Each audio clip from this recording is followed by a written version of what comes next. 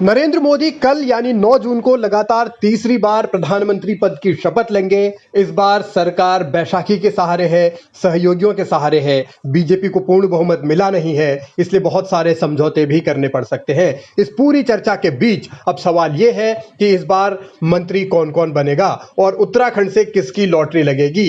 क्या धामी की कोई चलेगी? धामी की बात दिल्ली में सुनी जाएगी या नहीं सुनी जाएगी, या फिर आला कमान अपने फैसले खुद लेगा, उत्तराखंड के नेताओं की कोई राय नहीं ली जाएगी। लेकिन दावेदार उत्तराखंड से बहुत हैं, क्योंकि 5 सांसद जीते हैं 3 बार, तीसरी बार लगातार 5 सांसद जीते हैं। उसके अलावा राज्यसभा में भी उत्तराखंड का प्रतिनिधित्व है, तीनों राज्यसभा सांसद उत्तराखंड से बीजेपी के हैं। तो इन परिस्थितियों में प्रतिनिधित्व किसे मिलेगा, इसे लेकर सबके अपने अपने आकलन है, सबका अपना अपना दावा है, सबका अपना अपना भरोसा है।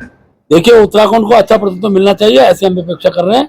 अब परसों मंत्रिमंडल का गठन होगा तो हमें पूरा विश्वास है कि उत्तराखंड भी उसमें होगा, ऐसा मुझे पूरा विश्वास है। उत्तराखंड को प्रतिनिधित्व मिलेगा या नहीं मिलेगा, इसे लेकर भी अभी सस्पेंस है, क्योंकि इस बार सहयोगियों को ज्यादा प्रतिनिधित्व देना पड़ेगा। बीजेपी पर यह दबाव है। अब त्रिवेंद्र रावत एक दावेदार बताए जा रहे हैं। कहा जा रहा है कि उन्हें प्रशासनिक अनुभव है, मुख्यमंत्री वो तकरीबन 4 साल तक रहे हैं उत्तराखंड में, अमित शाह से उनकी नजदीकी है। अनिल बलूनी भी दावेदार माने जा रहे हैं। जातीय और क्षेत्रीय समीकरण के हिसाब से अनिल बलूनी अमित शाह और मोदी दोनों के करीबी माने जाते हैं। तो ये स्थिति चुनौतीपूर्ण है कि किसे प्रतिनिधित्व मिलेगा।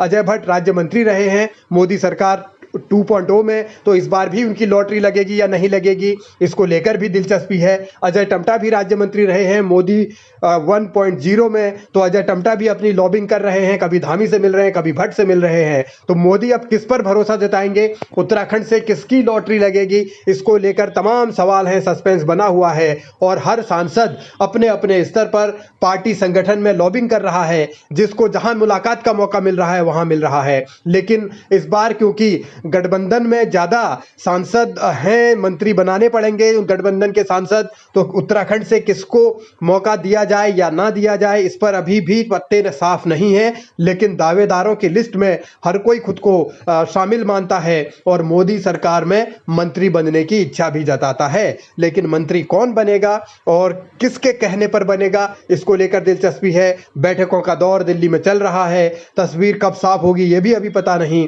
क्योंकि एनडीए के सहयोगी बड़े बड़े मंत्रालय भी मांग रहे हैं, ज्यादा मंत्रालय भी मांग रहे हैं। इसलिए लॉबिंग करने वाले सांसद अपने अपने स्तर पर काम करने में जुटे हैं। कोई किसी से मुलाकात कर रहा है, कोई किसी से बैठक कर रहा है, बातचीत का दौर चल रहा है और सलाह मशवरे हो रहे हैं कि उत्तराखंड से किसको मंत्री बनाया जाना चाहिए। तो उत्तराखंड की लीडरशिप की सुनी जाएगी या नहीं सुनी जाएगी ये तो अभी तय नहीं।